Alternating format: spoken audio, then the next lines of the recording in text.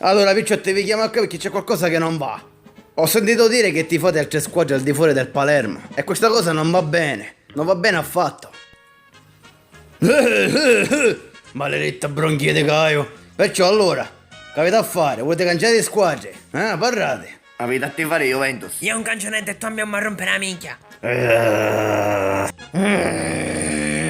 Che poi posso capire che uno ti fa Juventus, ma non che tifi Inter tu. Bionnesco, tu, Caparinino d'Angelo. Mi rompi sta minchia, non te ne va a fottere una teremia, tu mi pare me minchia. Minchia, parri tu, parri, ma ti dai uno specchio, pezzo di merda. Soca!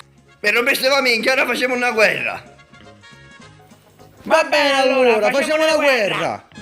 Ora ci penso io. Vi ammazzo Juventino. Non ti preoccupare, boss, già mi ho atteso.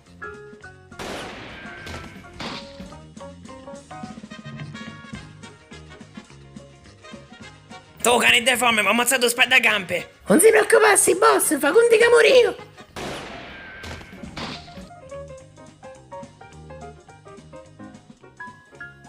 Gioia mia, ammazza l'interista. Prepara i piccioli che ci penso io, Corò.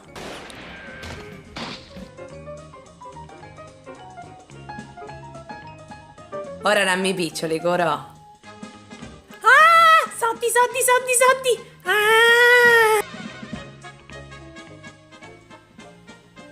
Ho saputo che sei napoletana, ora io, il grande boss, ti ordino di diventare juventina. Lo capisci, ah? Manco po' cazzo! Cosa? Struzzo!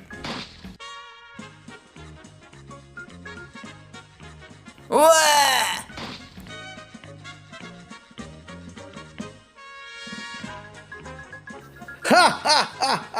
Ulisse che alla fine vincevo io, forza Palermo, picciotti.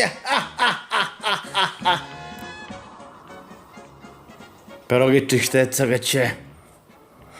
Mi sento solo ora.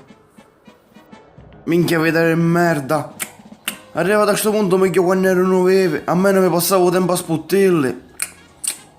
No che ora mi a mangiare tutta questa carne, a farmi venire il colesterolo.